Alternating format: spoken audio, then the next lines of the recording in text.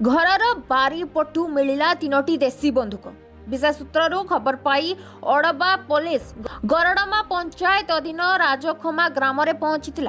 Grammar 3टी घर को तलाश करने बेले घर बारीपटे जाळेणी काठ रखा जाइथिबा स्थान रे चढ़ाऊ बेले पुलिस पाई 3टी सिंगल बैरेल नजर लोडिंग बंदूक।